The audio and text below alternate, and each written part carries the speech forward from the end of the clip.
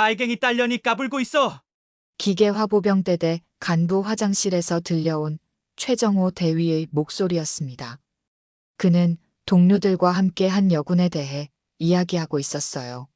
간첩 새끼 딸이 나한테 데려다니 정말 가관이야. 하지만 일주일 후 그 최정호 대위는 헌병대에 체포되어 끌려가게 됩니다. 대체 무슨 일이 일어난 걸까요? 한 중사가 대위를 무너뜨릴 수 있었던 이유는 무엇일까요? 간첩의 딸이라고 불렸던 그 여군의 진짜 정체는 과연 무엇이었을까요? 3년째 그 낙인을 견디며 군 생활을 하고 있던 그녀에게 어떤 놀라운 진실이 숨겨져 있었던 걸까요? 이제 그 이야기를 들어보시겠습니다. 잠깐만요. 혹시 지금 어디서 듣고 계신가요? 구독과 좋아요 미리 눌러주시면 건강하고 행복한 기운 듬뿍 받으실 거예요. 그럼 지금 본편 바로 시작하겠습니다. 어떤 소문들은 시간이 지나도 사라지지 않습니다. 특히 군대라는 곳에서는 더욱 그렇죠.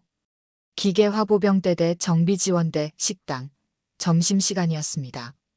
수백 명의 장병들이 북적이는 가운데 한 여군이 조용히 자리에 앉았습니다.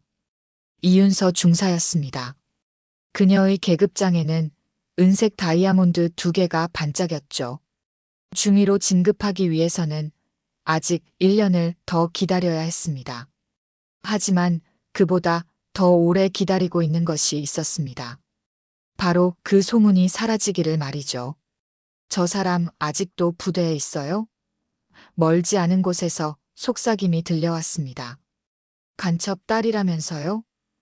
또 다른 목소리가 이어졌습니다. 윤서는 젓가락을 든 손을 멈췄습니다.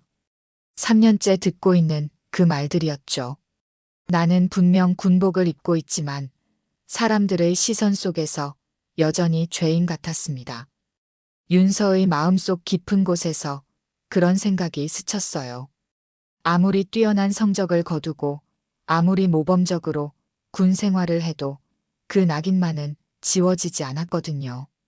조심해서 말해요. 요즘 예민한 시기잖아요. 누군가가 주의를 주었습니다. 이번 달에 참모총장님 점검도 오신다더라고요. 강무진이라는 이름이 언급되자 식당 분위기가 조금 가라앉았습니다. 사성 장군의 위엄은 이런 곳까지도 영향을 미쳤으니까요. 윤서의 손이 미세하게 떨렸습니다. 하지만 그녀는 표정 하나 바꾸지 않았습니다. 그저 묵묵히 식사를 계속했죠. 울지 않으려는 고집이 그녀를 지탱하고 있었습니다. 간첩의 딸. 27살의 그녀에게는 너무나 무거운 짐이었습니다. 정하은 일병이 조심스럽게 다가왔습니다. 언니, 괜찮으세요? 21살의 어린 후임이었지만 그녀의 눈에는 진심 어린 걱정이 담겨 있었습니다. 윤서는 고개를 끄덕였습니다. 응, 괜찮아. 하지만 속으로는 다른 생각이 맴돌고 있었죠.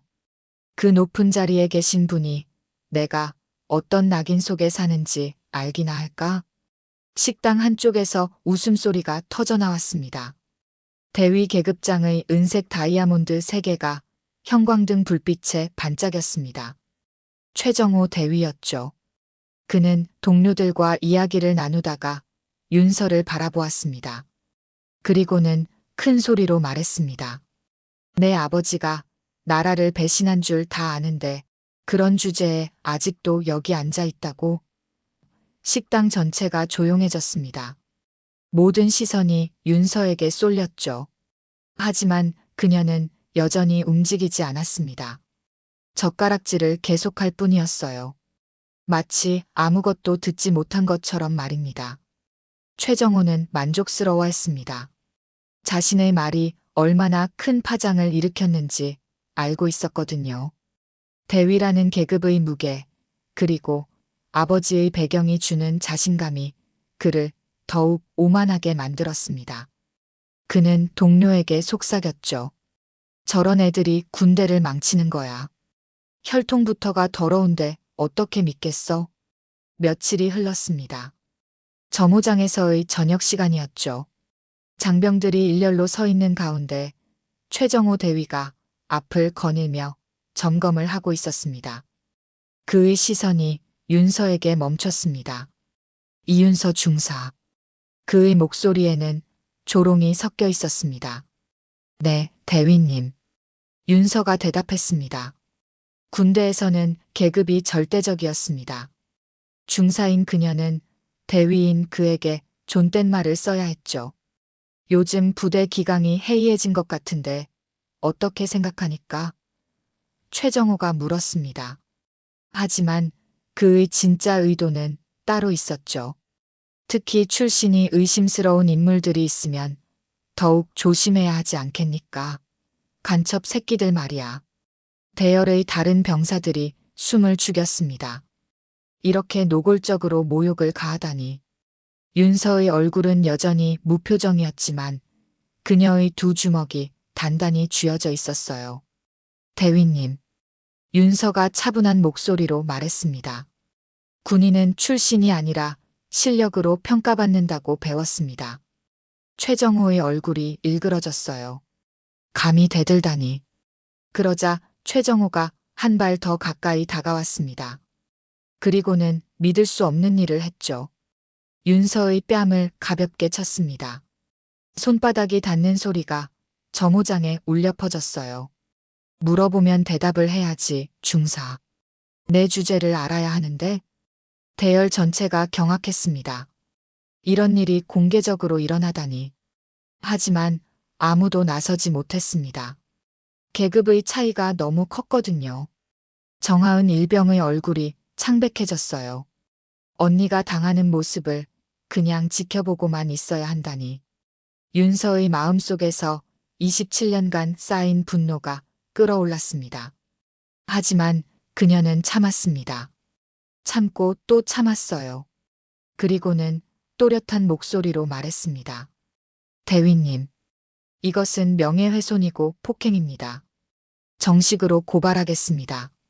그 순간 점호장의 공기가 얼어붙었습니다. 중사가 대위에게 고발을 언급하다니. 최정호의 얼굴이 붉어졌습니다. 뭐라고 했다고? 그의 목소리가 떨렸습니다. 분노 때문이었죠. 내가 지금 뭘 하고 있는 줄 아니까? 감히 나를. 점호는 그렇게 끝났습니다. 하지만 진짜 문제는 그 다음에 일어났어요. 생활관 뒤편, 어둠이 짙게 깔린 곳이었습니다. 최정호가 윤서를 불러냈죠. 이윤서 나와. 그의 목소리에는 위협이 담겨 있었습니다. 윤서는 망설이지 않았습니다. 군인으로서 상급자의 명령을 거부할 수는 없었거든요. 하지만 그곳에서 기다리고 있던 것은 대화가 아니었습니다. 최정호가 그녀를 벽으로 몰아붙였어요. 차가운 콘크리트 벽이 윤서의 등에 닿았습니다. 내가 뭔데 나한테 고발을 운운하니까. 그의 얼굴이 윤서에게 바짝 다가왔습니다. 내 주제를 알고 있어야지. 간첩 딸이. 윤서는 움찔했습니다. 하지만 뒤로 물러서지는 않았어요. 잘못된 건 잘못된 거니까. 그녀가 말했습니다. 계급이 있어도 함부로 할 수 있는 게 아닙니다. 최정호가 비웃음을 터뜨렸습니다. 너 정말 모르는구나. 여기가 어디인지, 내가 누군지. 내 아버지가 최상렬 준장이라는 거 알고 있어? 그때였습니다. 발자국 소리가 들려왔어요. 군화가 바닥을 치는 소리였습니다. 거기 뭐 하고 있습니까? 나경진 소령의 목소리였습니다. 그는 보안장교였죠. 대나무 잎 한 개가 새겨진 그의 계급장이 어둠 속에서도 보였습니다. 최정호가 당황했습니다. 아, 소령님. 그냥 훈육을. 훈육이 아니라 협박으로 보이는데요. 나경진의 목소리는 냉정했습니다. 여기 CCTV가 있다는 거 알고 계시죠? 음성까지 다 녹음됩니다. CCTV. 그 말에 최정호의 얼굴이 굳었습니다. 나경진이 계속 말했습니다. 이런 일이 계속되면 곧 총장님 귀에도 들어가겠군요. 강무진 대장님 말입니다. 그 이름이 다시 한번 언급되자 분위기가 완전히 바뀌었습니다. 최정호는 더 이상 할 말이 없었습니다. 그는 윤서를 마지막으로 한 번 더 노려본 후 자리를 떠났어요. 윤서와 나경진만이 남았습니다. 소령이 그녀를 보며 말했습니다. 괜찮습니까? 네, 괜찮습니다. 하지만 윤서의 마음은 괜찮지 않았어요. 오히려 더 큰 폭풍이 몰려오고 있다는 걸 느꼈거든요. 다음 날 밤 부대 뒤편의 작은 정자였습니다. 나경진 소령이 윤서를 그곳으로 불렀어요. 달빛이 나무 사이로 스며들어 두 사람을 비추고 있었습니다. 앉으시기 바랍니다. 나경진이 말했습니다. 그의 표정은 평소보다 더욱 진중했어요. 윤서는 조심스럽게 자리에 앉았습니다. 뭔가 중요한 이야기가 나올 것 같은 예감이 들었거든요. 이윤서 중사. 나경진이 입을 열었습니다. 당신에 대해 말해야 할 것이 있습니다. 그는 잠시 망설이는 듯 했어요. 마치 무거운 비밀을 털어놓으려는 사람처럼 말입니다. 당신 아버지 이야기입니다. 그 말에 윤서의 몸이 굳어졌습니다. 아버지. 그녀에게는 너무나 아픈 기억이었거든요. 아버지가 뭐 어쨌다는 겁니까? 그녀의 목소리에 경계심이 배어 있었어요. 그분은 죽지 않으셨습니다. 나경진의 말에 윤서가 깜짝 놀랐습니다. 세상이 흔들리는 듯한 충격이었죠. 뭐라고 하셨습니까? 간첩도 아니었습니다. 그분은 소령이 깊게 숨을 쉬었어요. 국정원 최상위 등급 대북 첩보 요원이셨습니다. 윤서의 세상이 무너졌습니다. 27년 동안 믿어왔던 모든 것이 거짓이었다는 건가요? 간첩의 딸이라는 낙인, 그 모든 고통이 허상이었다니. 그럼 왜? 그녀의 목소리가 떨렸습니다. 왜 저를 혼자 두고 가셨습니까? 작전상 필요했습니다. 나경진이 조심스럽게 설명했습니다. 진짜 죽은 것처럼 위장해야 했어요. 가족을 지키기 위해서였습니다. 적들의 눈을 피하려면 가족까지도 속여야 했거든요. 윤서는 믿을 수 없었어요. 그동안 자신이 견뎌온 모든 고통, 모든 모욕이 아버지를 지키기 위한 희생이었다는 말인가요? 마음 한편으로는 안도감이 밀려왔지만 동시에 분노도 치밀어 올랐습니다. 지금도 살아계십니다. 나경진이 덧붙였습니다. 그리고 당신을 지켜보고 계세요. 멀리서요. 하지만 신분 노출의 위험 때문에 직접 나설 수는 없으셨습니다. 윤서의 눈에 눈물이 맺혔습니다. 하지만 그녀는 울지 않으려고 애썼어요. 그리고 또 하나. 나경진이 더 중요한 이야기를 꺼냈습니다. 당신 아버지의 가장 가까운 전우가 지금 참모총장으로 계십니다. 윤서가 고개를 들었어요. 강무진 대장 말입니까? 네. 나경진이 고개를 끄덕였습니다. 사관학교 시절부터 생사를 함께한 전우였다고 합니다. 당신 아버지가 그분에게 당신을 부탁했다고 해요. 물론 직접적으로 개입할 수는 없었지만 줄곧 지켜보고 계셨습니다. 윤서는 복잡한 감정에 휩싸였습니다. 안도감과 동시에 원망이 치밀어 올랐어요. 20년 동안 저를 혼자 버려두고 이제 와서 지켜본다고요? 제가 얼마나 힘들었는지 아세요? 그녀의 목소리에 27년간 쌓인 고통이 배어 있었습니다. 당신이 화낼만 합니다. 나경진이 이해한다는 듯 말했습니다. 하지만 이제는 다릅니다. 최정호 대위의 일, 이것은 더 이상 그냥 넘어갈 수 있는 문제가 아닙니다. 국정원 요원의 딸을 모독한 것, 이것은 국가 기밀과도 연관된 문제입니다. 바람이 불어와 나무들이 살랑거렸습니다. 정자의 나무 기둥에서 나는 소리가 밤 공기를 갈랐어요. 윤서는 깊게 숨을 쉬었습니다. 모든 진실을 알았으니 이제 무엇을 해야 할지 결정해야 했거든요. 소령님. 윤서가 말했습니다. 제가 해야 할 일이 무엇입니까? 나경진이 그녀를 바라보았어요. 그 눈에는 믿음이 담겨 있었습니다. 당신이 옳다고 생각하는 일을 하시면 됩니다. 이제는 혼자가 아니니까요. 같은 밤 생활관으로 돌아온 윤서는 거울 앞에 서 있었습니다. 형광등 불빛이 그녀의 얼굴을 환하게 비추고 있었어요. 거울 속의 자신을 바라보며 윤서는 깊은 생각에 잠겼습니다. 27년 동안 짊어져온 짐이 사실은 거짓이었다니. 아버지는 살아계시고 간첩이 아니라 국가를 위해 목숨을 바친 요원이었다니. 그리고 무엇보다 자신은 혼자가 아니었다니. 하지만 동시에 분노도 치밀어 올랐습니다. 왜 이렇게 오랜 시간을 기다려야 했을까요? 왜 혼자서 모든 고통을 견뎌야 했을까요? 아버지를 원망하는 마음과 그리워하는 마음이 복잡하게 얽혀 있었어요. 이제부터는 내가 나를 지킬 거야. 그녀가 거울 속 자신에게 말했습니다. 목소리에는 이전과 다른 단단함이 있었어요. 더 이상 숨지 않기로 한 결심이 담겨 있었거든요. 간첩의 딸이 아니라 국정원 요원의 딸로서 당당하게 살아갈 거야. 그녀는 책상으로 걸어가 종이를 꺼냈습니다. 그리고 펜을 들었어요. 할 일이 있었거든요.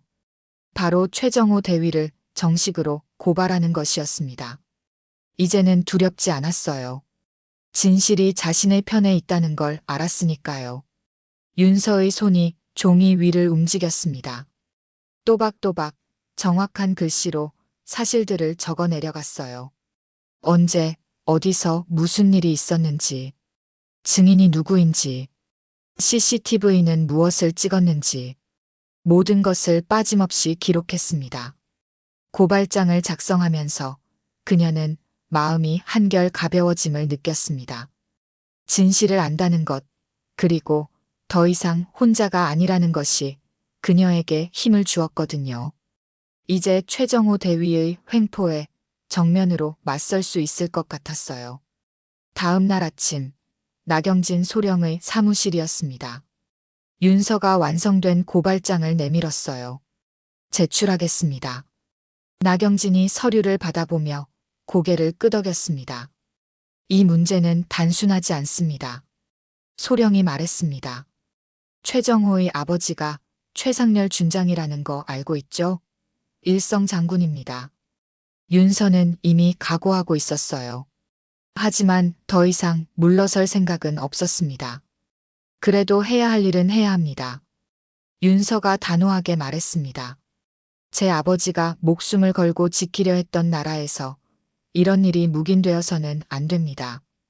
나경진이 감탄하는 듯 그녀를 바라보았습니다. 그런데 한 가지 다행스러운 점이 있습니다.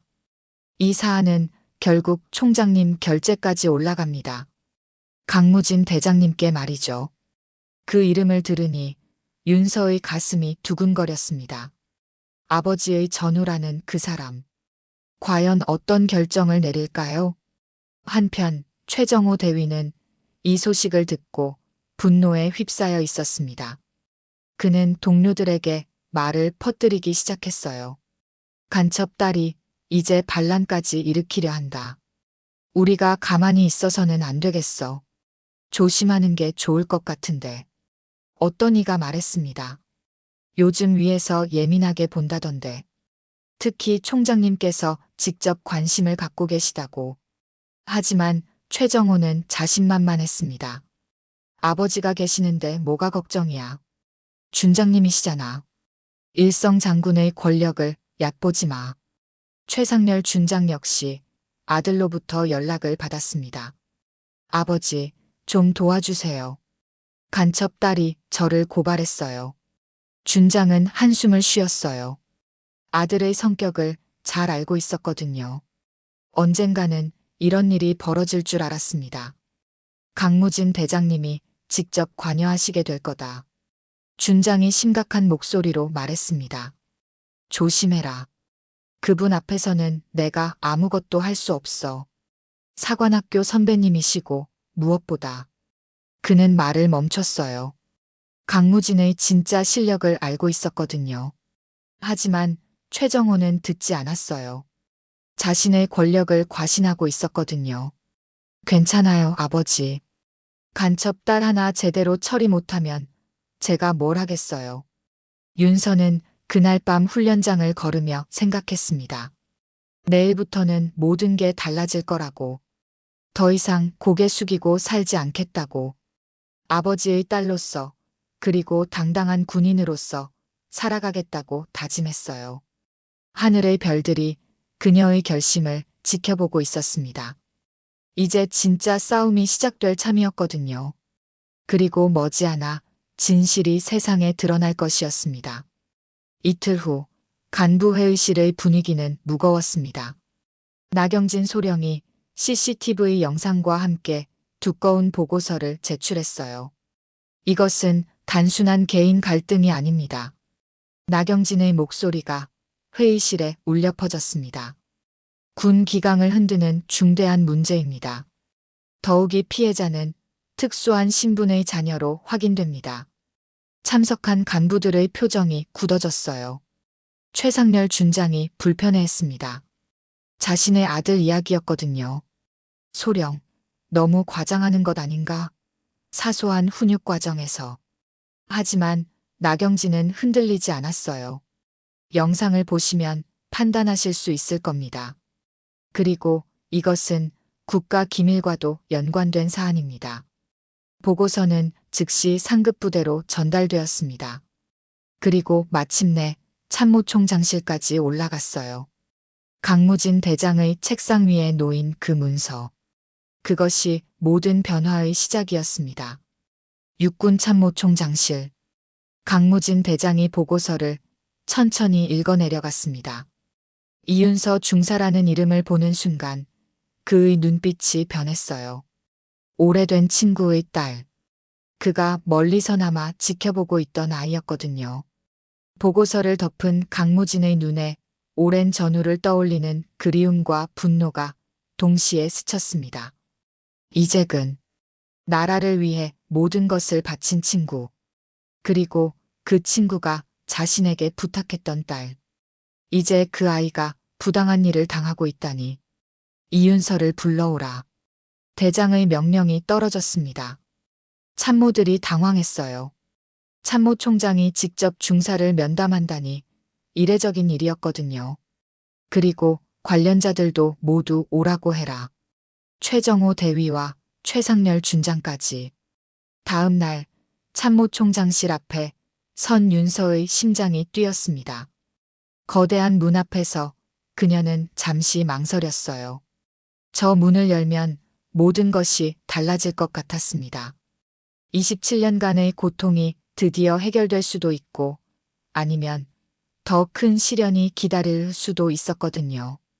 깊게 숨을 들이쉬고 윤서는 문을 두드렸습니다. 들어오시오. 무게감 있는 목소리가 들려왔어요. 문이 열리자 넓은 사무실이 보였습니다. 그리고 책상 뒤에 앉은 강무진 대장.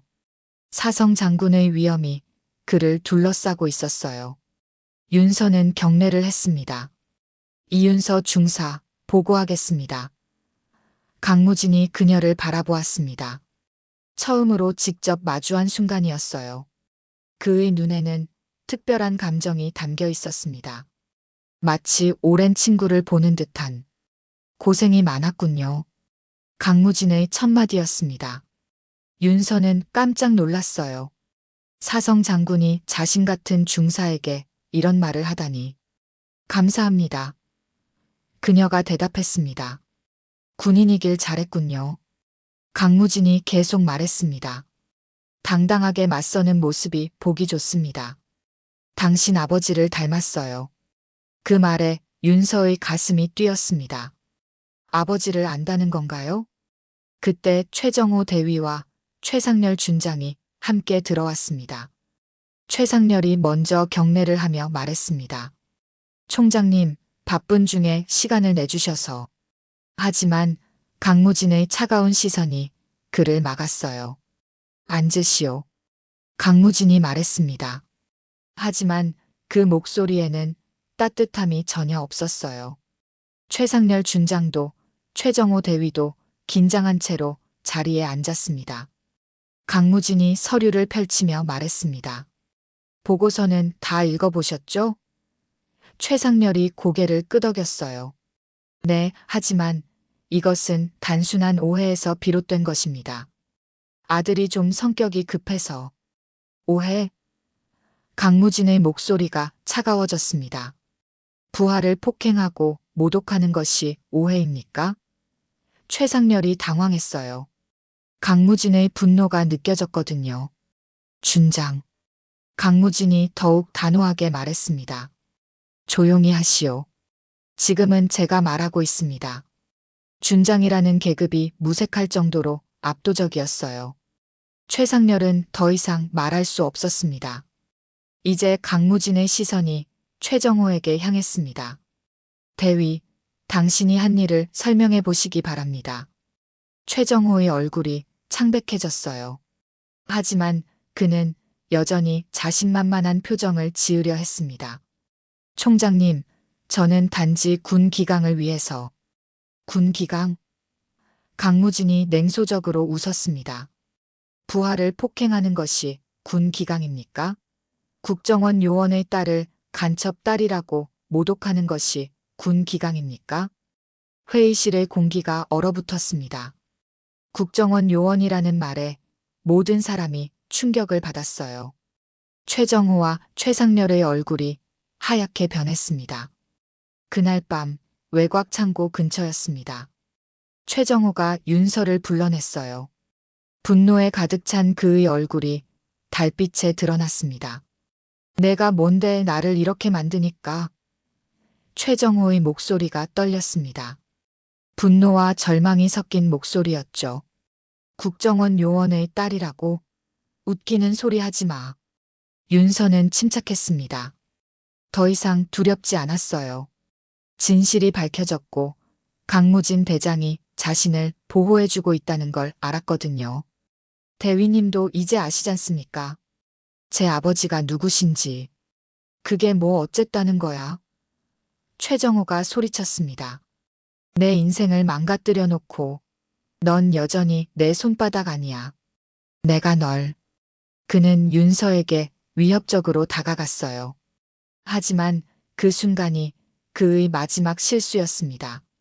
손전등 불빛이 그들을 환하게 비췄습니다. 헌병대원들이 나타났어요. 그리고 그 뒤에는 나경진 소령이 서 있었습니다. CCTV 카메라가 모든 것을 기록하고 있었거든요. 최정호 대위, 체포합니다. 헌병대장이 차분하게 말했습니다. 부하 협박 및 폭행 미수 혐의로. 최정호가 당황했어요. 이런 일이 일어날 줄은 꿈에도 몰랐거든요. 뭐라고? 나를 체포한다고? 그가 믿을 수 없다는 표정으로 소리쳤습니다. 내가 누군지 알아? 내 아버지가 최상렬 준장이야. 나경진이 스마트폰을 들어 보였습니다. CCTV는 모든 걸 기록하고 있었습니다. 음성까지 말입니다. 그리고 이것은 실시간으로 총장님께 전송되었습니다. 최정호의 얼굴이 완전히 하얗게 변했어요. 이럴 수는 없어. 그가 소리쳤습니다. 내 아버지가 이걸 가만두지 않을 거야. 하지만 나경진은 냉정하게 대답했습니다. 준장님도 이미 사정을 다 아십니다. 그리고 총장님께서 직접 지시를 내리셨습니다. 헌병들이 최정호의 양팔을 잡았습니다. 그는 마지막까지 소리쳤어요. 이윤서, 이게 끝이 아니야. 내가 반드시. 하지만 그의 말은 헛된 것이었습니다. 윤서는 흔들리지 않았거든요. 창고 철문이 닫히며 쇳소리가 길게 울렸습니다. 정막이 흘렀어요. 윤서는 깊게 숨을 쉬었습니다. 27년간의 고통이 드디어 끝나는 것 같았거든요. 나경진이 그녀 곁으로 다가왔습니다. 수고하셨습니다. 이제 모든 게 끝났습니다. 윤서가 고개를 끄덕였어요. 감사합니다, 소령님. 그런데 제 아버지는 언제 만날 수 있을까요? 그것은 아직 어렵습니다. 나경진이 안타까운 표정으로 말했습니다. 하지만 아버지께서 당신을 자랑스러워 하신다는 말씀을 전하라고 하셨습니다. 며칠 후 참모총장실에서 최종 결정이 내려졌습니다. 윤서와 체포된 최정호 그리고 최상렬 준장이 강무진 대장 앞에 서 있었습니다. 강무진이 두꺼운 서류 뭉치를 덮고 천천히 일어섰습니다. 그의 얼굴에는 군인다운 엄숙함과 동시에 오랜 친구에 대한 그리움이 함께 어려 있었어요. 이윤서 중사. 그가 말했습니다. 당신은 이재근 요원의 딸입니다. 그리고 이재근은 나의 가장 소중한 전우였습니다. 윤서의 눈에 눈물이 맺혔습니다. 드디어 진실이 공개적으로 인정받는 순간이었어요. 강무진이 계속 말했습니다. 당신 아버지는 이 나라를 위해 자신의 목숨은 물론이고 가족까지도 희생한 진정한 애국자입니다. 그런 분의 딸을 모독한 것은 결코 용서할 수 없습니다. 최정호의 얼굴이 완전히 무너져 내렸습니다. 그는 마지막까지 이런 일이 벌어질 줄 몰랐거든요. 총장님, 저는 몰랐습니다. 정말 몰랐습니다. 하지만 강무진은 차갑게 대답했어요. 몰랐다고요? 강무진의 목소리에 분노가 실렸습니다. 부하를 폭행하고 모독하는 것이 정당화될 수 있다고 생각합니까? 설사 그 사람이 정말 간첩의 자녀라고 해도 그런 행동이 군인다운 것입니까? 최상렬 준장이 아들을 대신해 말하려 했습니다. 총장님, 아이가 아직 어려서. 하지만 강무진이 손을 들어 그를 제지했어요. 준장. 강무진의 목소리가 더욱 엄격해졌습니다. 당신도 책임에서 자유로울 수 없습니다. 아들의 잘못된 행동을 알고도 묵인했다는 것, 그것 또한 군 기강을 해치는 일입니다. 강무진이 서류를 들어보였습니다. 최정호 대위는 즉시 파면 처분합니다. 그리고 최상렬 준장은 사의를 표명하시기 바랍니다. 두 사람의 얼굴이 완전히 절망에 빠졌어요. 이것이 정의입니다. 강무진이 단호하게 말했습니다. 군대는 계급과 출신으로 사람을 차별하는 곳이 아닙니다. 오직 실력과 충성심으로 평가받는 곳입니다. 그때 문이 열리며 정하은 일병이 들어왔습니다. 그녀는 윤서의 곁으로 조용히 다가가 속삭였어요. 언니, 이제 모든 사람이 알게 됐어요. 언니가 얼마나 대단한 분의 딸인지. 윤서는 더 이상 참을 수 없었습니다. 27년간 참아왔던 눈물이 마침내 흘러내렸어요. 하지만 그것은 슬픔의 눈물이 아니었습니다. 해방의 눈물, 안도의 눈물이었거든요. 강무진이 윤서에게 다가왔습니다. 당신 아버지가 자랑스러워할 겁니다. 딸이 이렇게 당당하게 자란 것을 말입니다. 그의 목소리에는 따뜻함이 있었어요. 마치 친아버지가 딸을 대하는 것 같은. 감사합니다. 윤서가 눈물을 닦으며 말했습니다. 하지만 아버지는 언제 만날 수 있을까요? 강무진이 안타까운 표정을 지었어요. 아직은 어렵습니다. 하지만 언젠가는 반드시 만날 수 있을 겁니다. 그때까지 당신이 해야 할 일은 계속해서 훌륭한 군인이 되는 것입니다. 최정호와 최상렬이 헌병들에게 이끌려 나갔습니다. 권력의 끝은 이렇게 허무한 것이었어요. 윤서는 그들을 바라보며 안타까운 마음이 들었습니다. 하지만 동시에 정의가 승리했다는 안도감도 느꼈어요. 일주일 후 훈련장에 아침 해가 떠올랐습니다. 점호 시간이었어요. 장병들이 일렬로 서 있는 가운데 윤서도 제자리에 섰습니다. 하지만 이번에는 달랐습니다. 윤서는 고개를 숙이지 않았어요. 어깨를 펴고 당당하게 서 있었습니다. 그녀의 눈에는 이전과는 완전히 다른 빛이 있었거든요. 자신감과 자부심의 빛이었습니다. 정하은 일병이 옆에서 환하게 웃었습니다. 언니, 정말 달라 보여요. 다른 병사들의 시선도 이전과는 달랐습니다. 더 이상 수군거림이나 시선 회피는 없었어요. 오히려 존경의 눈빛이었습니다. 분대장이 앞으로 나와 말했습니다. 오늘부터 이윤서 중사는 우리 부대의 모범이 될 것입니다. 국정원 요원의 딸로서 그리고 뛰어난 군인으로서 말입니다. 훈련이 시작되었습니다. 윤서는 그 어느 때보다 열심히 임했어요. 이제 자신에게는 숨길 것이 없었습니다.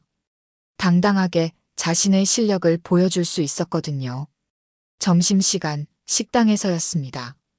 윤서가 자리에 앉자 여러 병사들이 다가왔어요. 중사님, 저희와 함께 앉으셔도 될까요? 이전과는 완전히 다른 대우였습니다. 윤서는 따뜻하게 웃으며 그들을 맞았어요. 제 아버지 이야기를 듣고 싶으시다면 언제든 말씀하세요. 윤서가 말했습니다. 비밀은 아니지만 자랑스러운 이야기입니다. 병사들의 눈이 반짝였어요. 오후 훈련 시간, 윤서는 정비 기술을 후배들에게 가르쳐 주었습니다. 그녀의 실력은 정말 뛰어났어요. 이제 그 실력이 제대로 인정받을 수 있었습니다. 언니는 정말 대단해요. 정하은이 감탄하며 말했습니다. 이렇게 힘든 상황에서도 포기하지 않고 버텨내다니. 윤서가 웃으며 대답했어요. 포기하고 싶었던 적도 많았어. 하지만 아버지를 생각하면서 견뎠지. 아버지가 나라를 위해 희생하셨는데 나라도 그 정도는 해야 한다고 생각했거든. 저녁 시간, 윤서는 혼자 훈련장을 거닐었습니다. 노을이 지는 하늘을 바라보며 그녀는 깊은 생각에 잠겼어요. 27년간의 고통이 드디어 끝났습니다. 하지만 끝이 아니라 새로운 시작이었어요. 진실은 때로 늦게 오지만 반드시 온다. 윤서가 혼자 중얼거렸습니다. 나는 이제 숨지 않는다. 이윤서라는 이름으로 군인이자 이제근 요원의 딸로 당당하게 살아간다. 멀리서 강무진 대장이 그녀를 지켜보고 있었습니다. 그는 만족스러운 미소를 지으며 중얼거렸어요. 이제근 내 딸이 정말 훌륭하게 컸구나. 이제 그 아이가 이 나라를 지킬 차례다. 윤서는 계급장의 은색 다이아몬드 2개를 바라보았습니다. 내년이면 중위로 진급할 수 있을 거예요. 그때는 다이아몬드 3개가 될 것입니다. 하지만 중요한 것은 계급이 아니었어요. 당당함이었습니다. 새로운 아침이 밝았습니다. 윤서의 진짜 인생이 이제 시작되는 거였어요. 더 이상 과거에 얽매이지 않고 미래를 향해 당당히 걸어가는 산말입니다. 훈련장의 태극기가 바람에 펄럭였습니다. 그 깃발 아래서 이윤서는 다시 한번 다짐했어요. 아버지의 뜻을 이어받아 이 나라를 지키는 진정한 군인이 되겠다고.